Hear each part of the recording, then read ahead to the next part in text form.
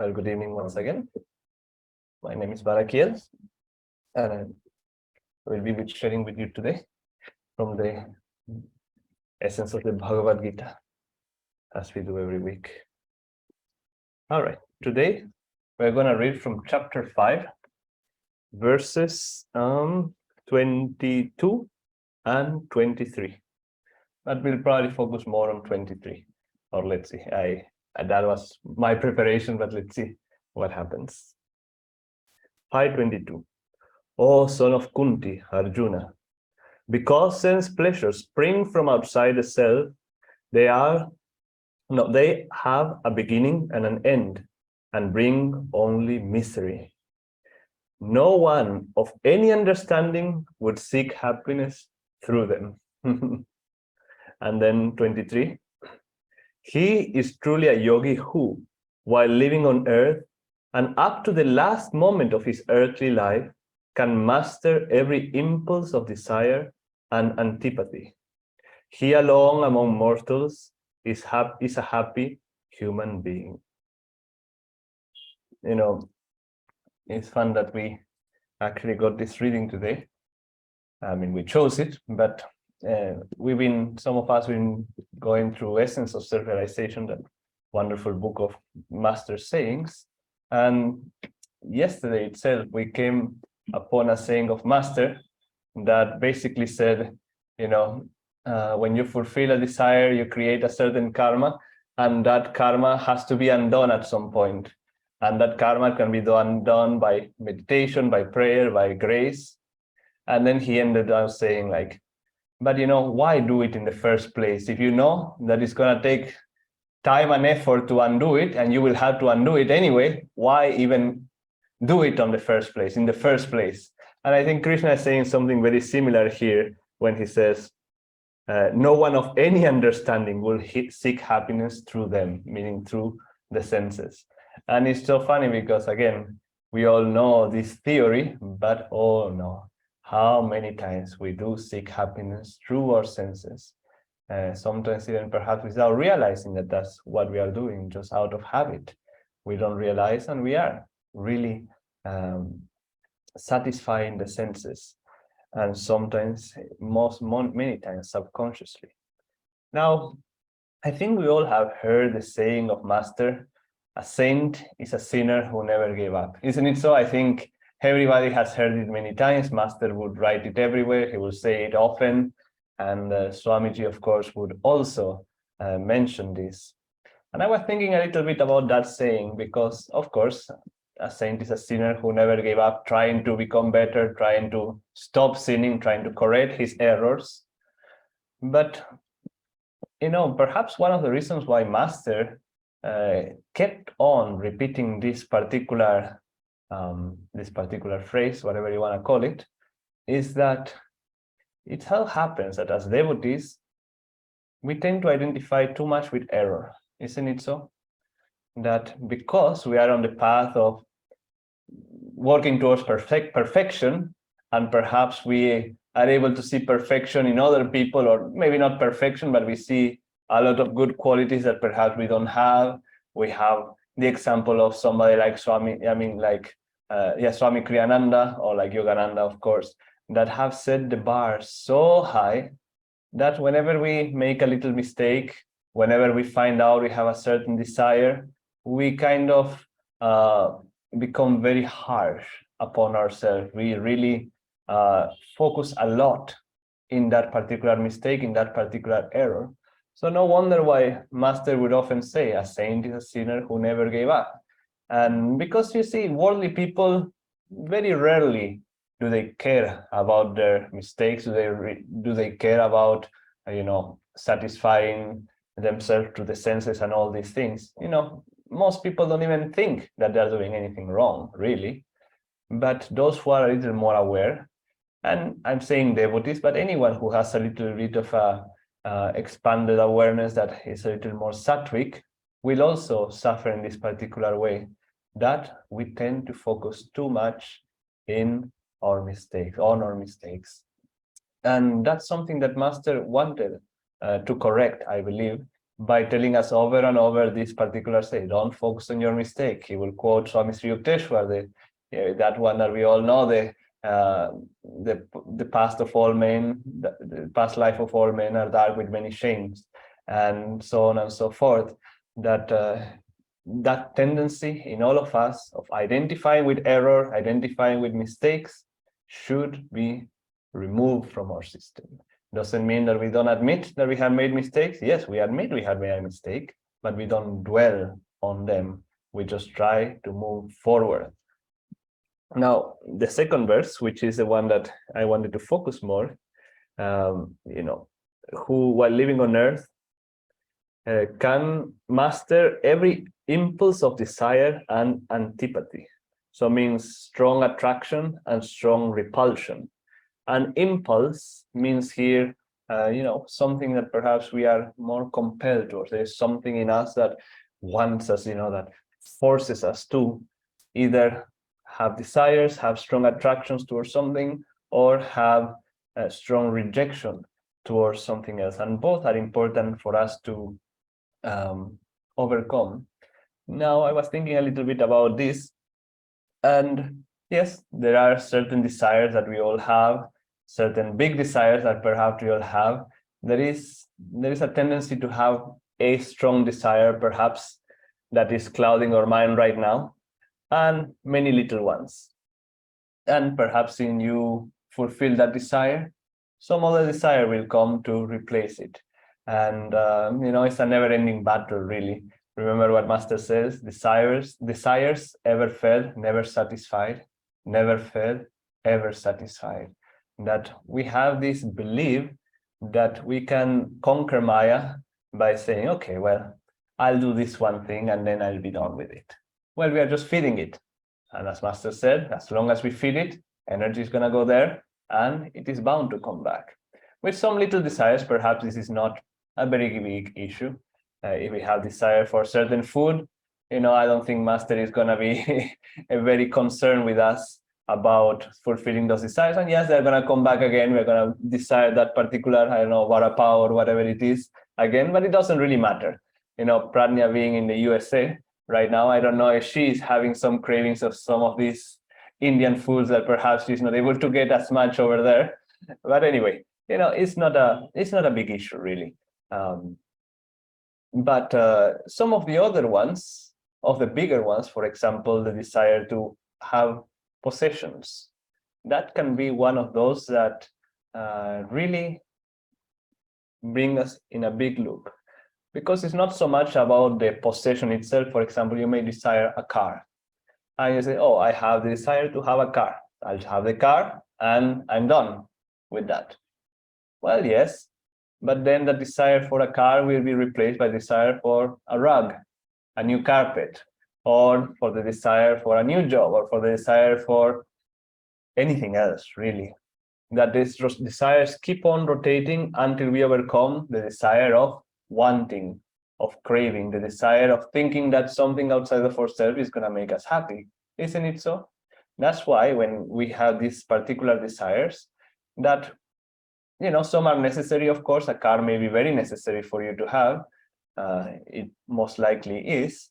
But some of the others that are not so necessary, it's very important that we keep ourselves in check. And as Krishna is saying here, is it an impulse, or is it something that is really born out of a higher duty to yourself, perhaps to the work you do, perhaps to your service, or perhaps to someone else? Make sure that those desires and those particular things, possessions, or even emotional states that you want don't come out of impulse, that they come out of a sense of higher dharma, perhaps. Because, even Swami Kriyananda would have things. He would explore new technology. He will explore many, many things. But he will rarely or never use it just for himself. He will always use it as a way to expand Yogananda's work, Master's work. Or sometimes he would use it as a way to give to others, that he knew that other people may like this, they will become happier through this particular material possession, and so he will freely give to others. And so it is that he will uplift, if he had any desire, he will uplift them in that way, and that's something that we can do. The other thing is that another trick that we can do in order to overcome these impulses that we have, because remember, Krishna was very clear that only those who are able to master those impulses are actually going to be happy, because as we know, desires makes us happy for a little moment, but then we had to experience the opposite, which is going to be some sort of sorrow or some sort of void, or something is going to come to us that is going to make us feel that drain, because we have invested ourselves in something outside of ourselves. So in order to be truly happy, I had to overcome these impulses. And the ones that I was talking about now is many a times we go through our daily life really ruled by impulses, ruled by desires. This is something we talk many a times in the first class of meditation, that most of the things we do in life is because we like it or we don't like it, we want it or we don't want it.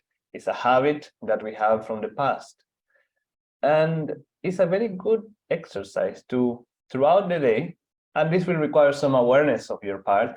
Meditation will help. Trying to keep your awareness uplifted a little bit will help in order to become aware, is that throughout the day, what am I doing and why am I doing it? It may be that you wake up in the morning and everything is going well, and then suddenly, you feel like having chai.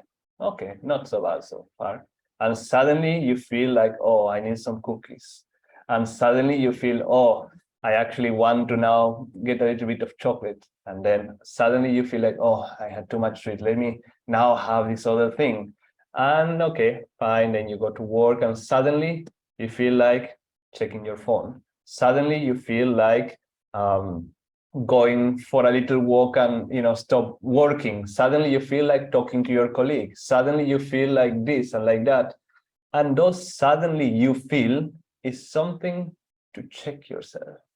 I have been becoming increasingly aware, because I, like many people, have gotten a bad habit with this guy to sometimes you are with people or you are just randomly and just simply you feel the desire, oh, let me pick up my phone and see something. And it's a very common thing to do. And sometimes I pick up my phone and I say, why did I even pick up my phone? I don't even need my phone.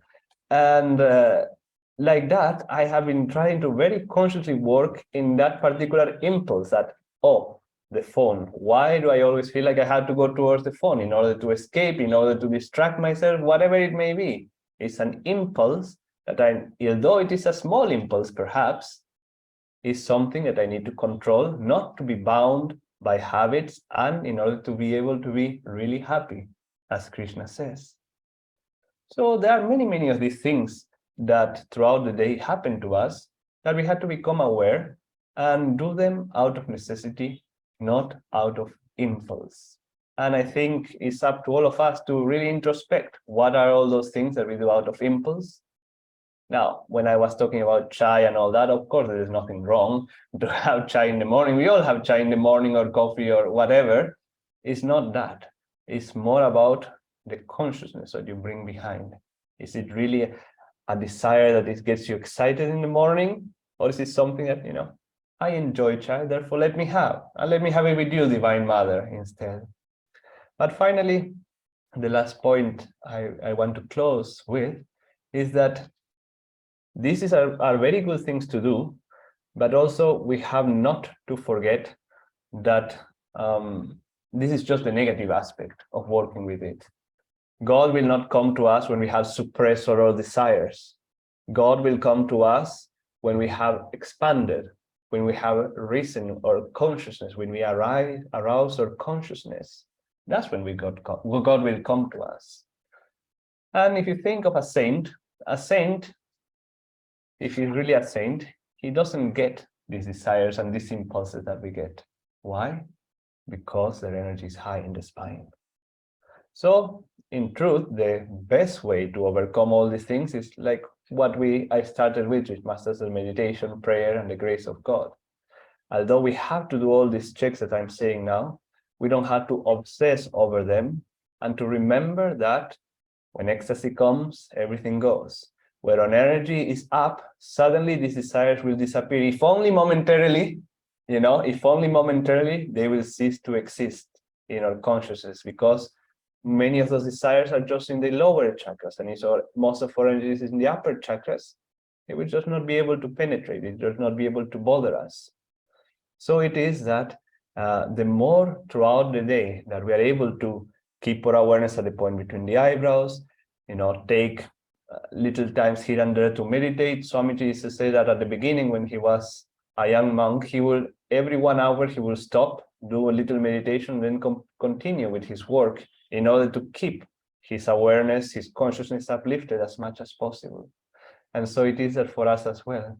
Even though we had to keep ourselves in check, let us remember that in order to find God, we had to relax, we had to be joyful on the spiritual path without the consciousness of sin, of being a sinner, and trying as much as possible to raise our consciousness throughout the day, so that then these desires will cease to exist, these desires will cease to bother us, until finally we will be able to burn them through our practice of Kriya.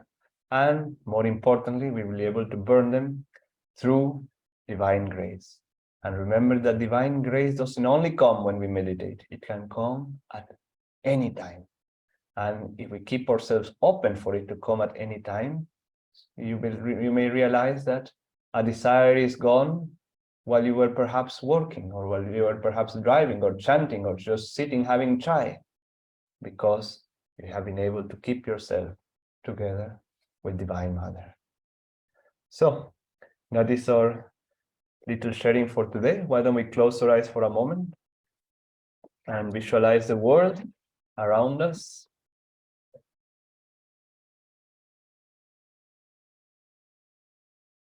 And see it in the light of the Masters, in the light of Krishna, being uplifted, that these impulses, negative impulses,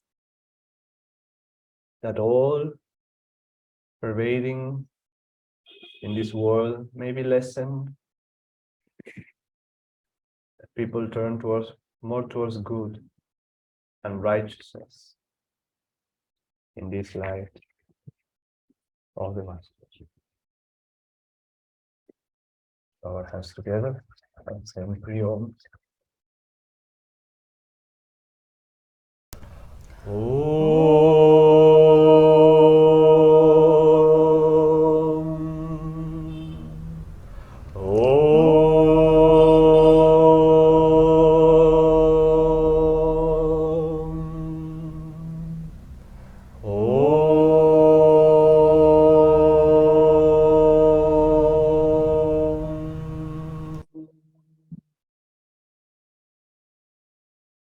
Divine Mother, may thy love shine forever on the sanctuary of our devotion, and may we be able to awaken thy love in all hearts. Om.